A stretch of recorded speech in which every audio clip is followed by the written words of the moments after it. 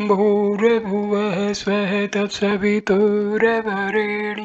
भर्गो देवस्य धीमहि धियो यो नः प्रचोदयात्.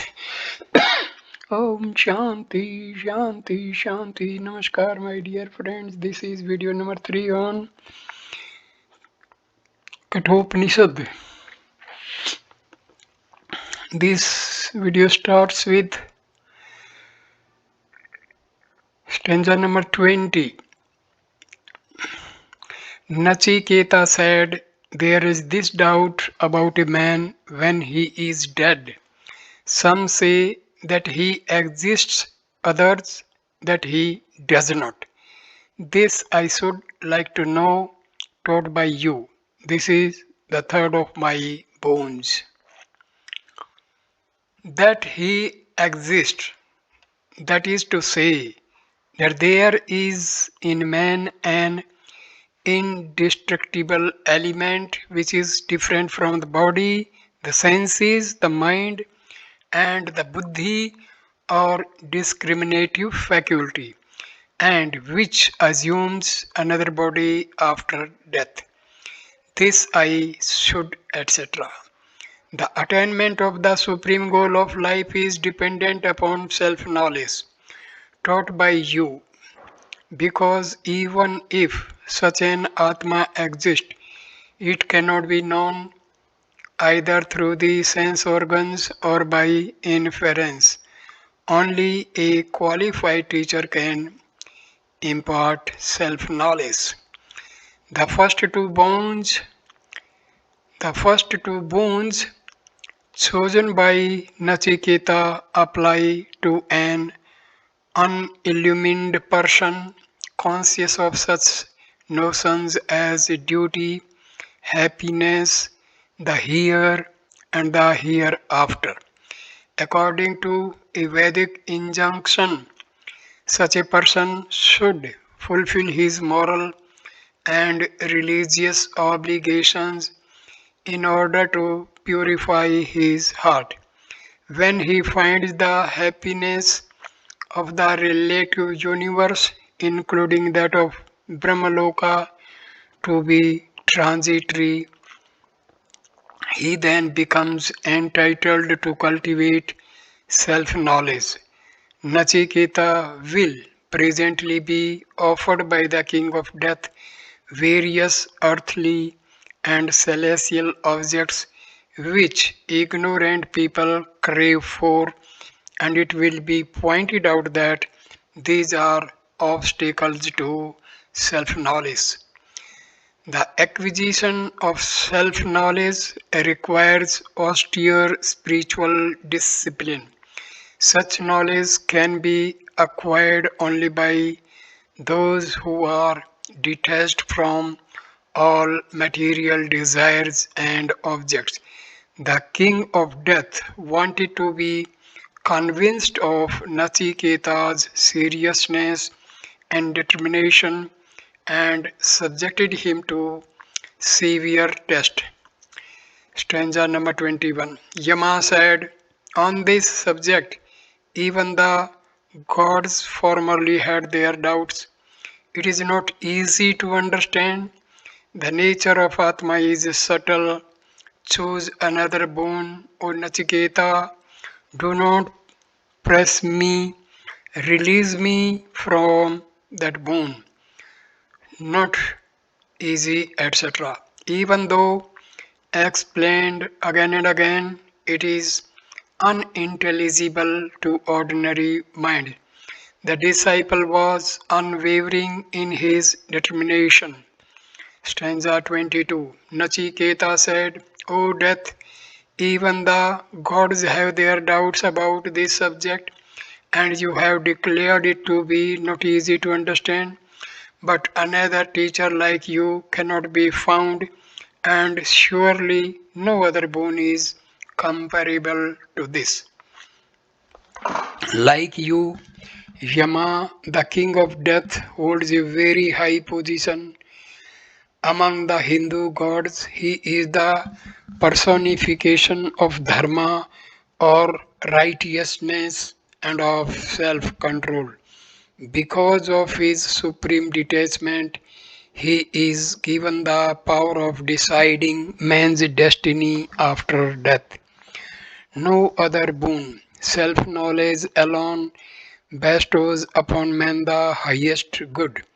All other forms of knowledge produce transitory results.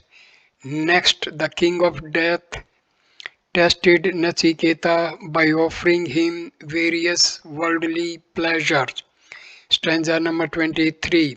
Yama said, choose sons and grandsons who shall live 100 years. Choose elephants, horses, herds of cattle and gold. Choose a vast domain on earth. Live here as many years as you desire. Live here, etc. For a short lived person, earthly enjoyments too quickly pass to make his suggestion seem worth accepting.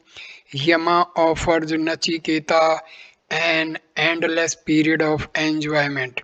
Stanza 24.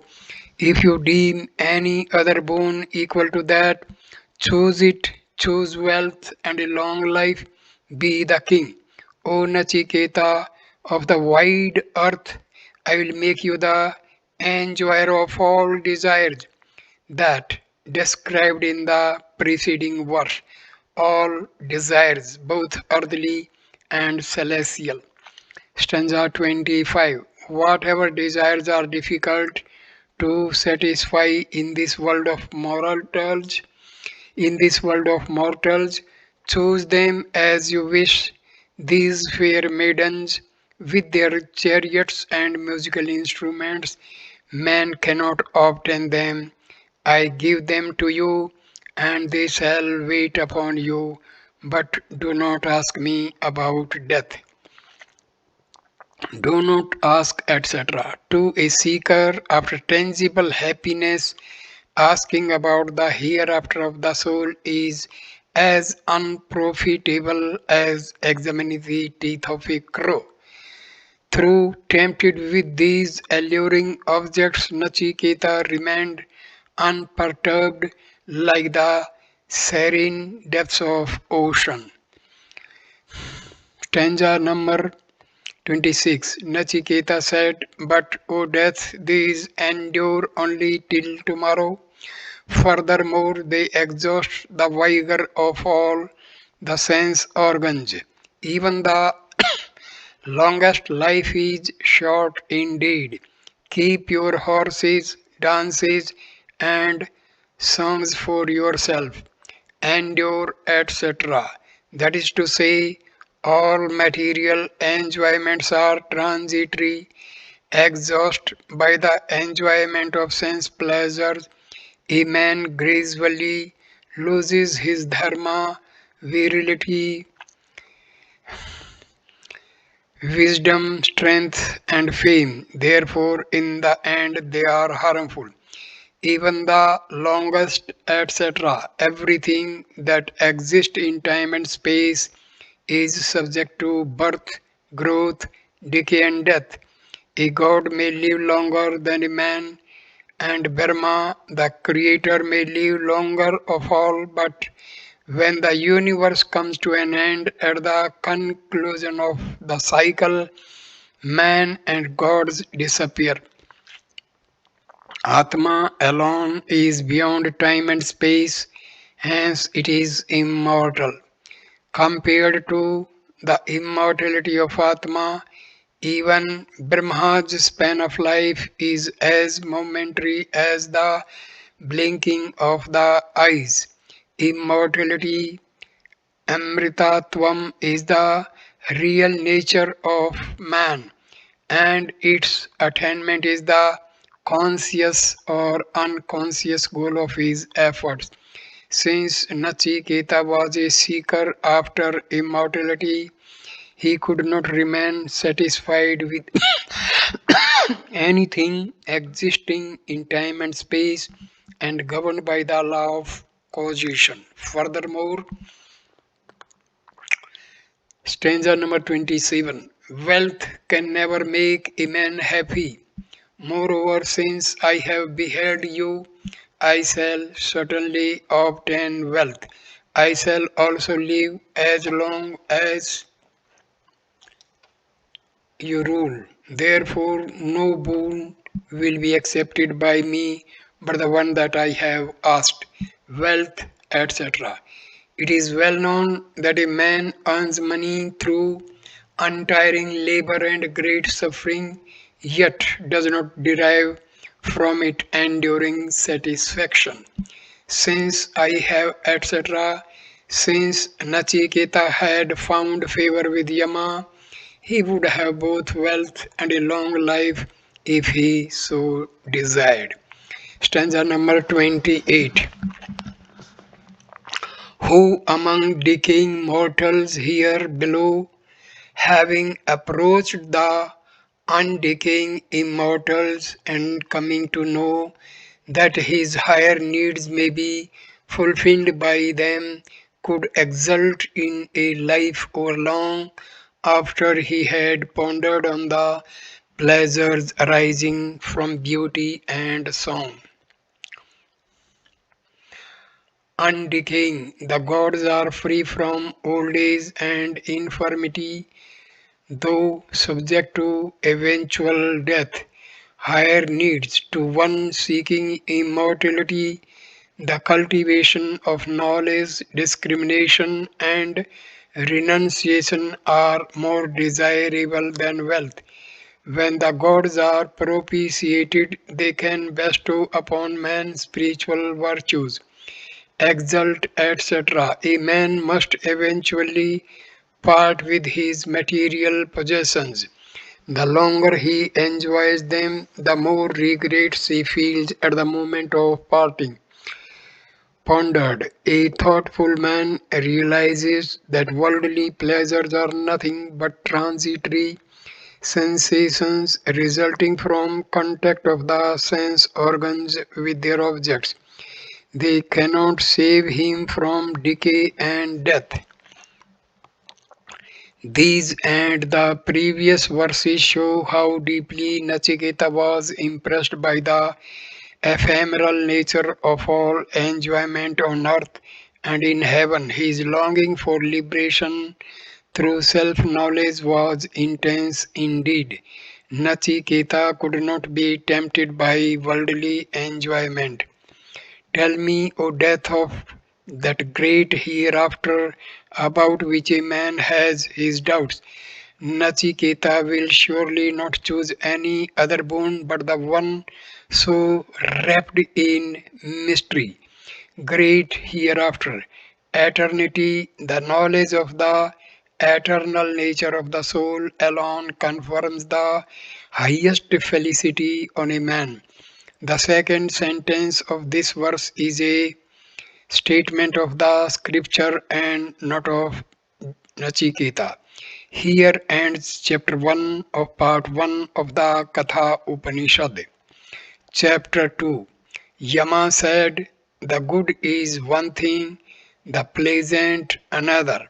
Both of these, serving different needs, bind a man. It goes well with him who of the two takes the good, but he who chooses the pleasant misses the end. Good, the highest good, the pleasant, sense pleasures enjoyed through wealth, wife, children, and other material objects.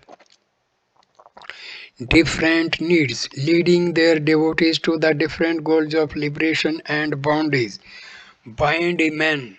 The text refers to unillumined persons belonging to the various stages of life and engaged in the performance of what they consider to be their duties. Some among them seek pleasures, and some the highest good or liberation, according to their respective spiritual evolution. The former pursue avidya or the lower knowledge, and the latter vidya or the higher knowledge. So both are said to be bound by their respective sense of duty. Even the Striving after liberation indicates a state of bondage. For an illumined person who has realized the full freedom of the self, there are no strivings, no duties, no obligations, such as the practice of meditation or the observance of spiritual vows.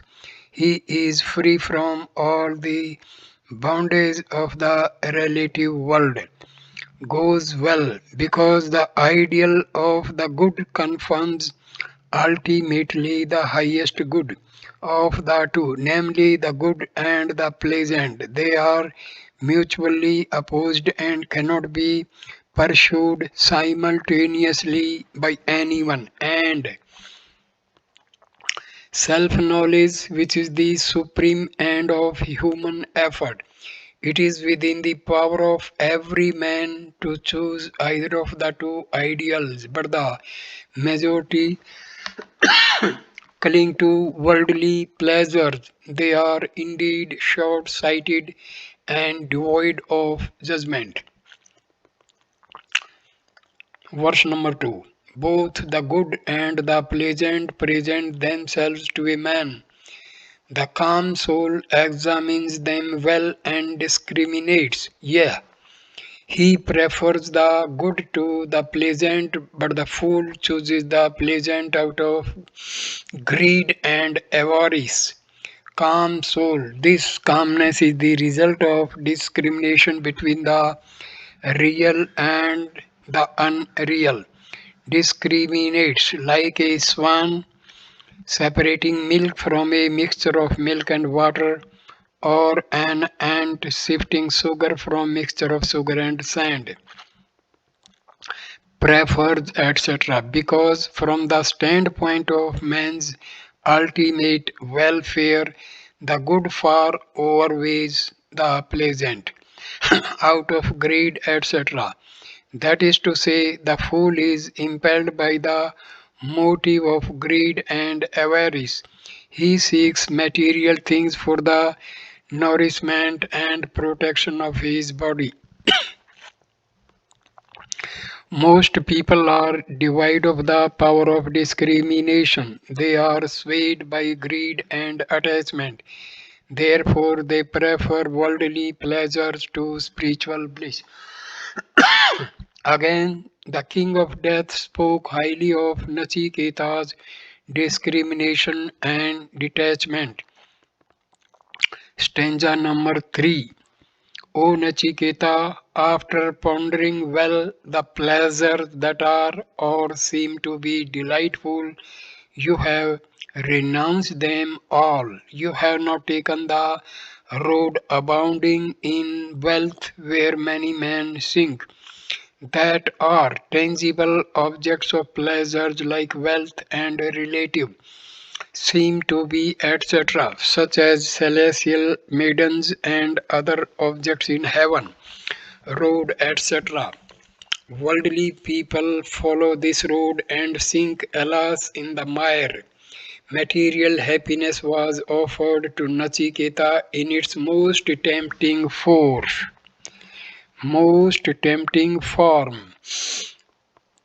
It has been said that it goes well with the follower of the good and that the follower of the pleasant misses the end. Why so? Stanza 4. Wide apart and leading to different ends are these two, ignorance and what is known as knowledge. I regard you, O Nachiketa, to be one who desires knowledge, for even many pleasures could not tempt you away. Wide apart, the two paths of the pleasant and the good, being of the nature of ignorance and knowledge, are mutually exclusive, like darkness and light. Different ends, that is to say, bondage and freedom, tempt you away from the path of the good by making Nachiketa succumb to worldly enjoyment. The king of death condemned ignorance by pointing out its evil result. Stanza number 5. Fools dwelling in darkness but thinking themselves wise and erudite go round and round by various tortuous paths like the blind led by the blind. Dwelling in darkness, that is to say, enchained by myriads of thirst for worldly objects, wise, endowed with worldly wisdom, erudite, well versed in the letter of scriptures, go round and round, that is to say, after death they are forced to assume different bodies, good and evil, all resulting from their ignorance by various etc. These crooked paths are characterized by old age, suffering, and death. These fools are deprived of knowledge of the great hereafter. Stanza number 6. The hereafter never reveals itself to a person devoid of discrimination, heedless, and perplexed by the delusion of wealth. This world alone exists, he thinks, and there is no other. Again and again he comes under my sway. Hereafter, the knowledge of the soul's existence after the destruction of the body. The word also signifies certain spiritual disciplines such as the repetition and meditation of Om, by means of which one may enjoy peace and blessedness in Brahmaloka, or even realize one's identity with Brahma, person, etc. A foolish person endowed with the undeveloped minds of a child, heedless, distracted by attachment to worldly possessions, perplexed like a man in dense darkness. This world, the sense perceived world, again and again, etc. That is to say, he passes through endless birth and death. Such is the fate of man in general. Few and far between are those who seek self knowledge. So I conclude this video here, and next video number 4 will continue stanza number 7 of chapter 2. Same self, the topic of self knowledge will continue in video number 4. Thank you for watching this video. Please like, comment and share the video and subscribe the channel. Thanks a lot. Namaskar my dear friends.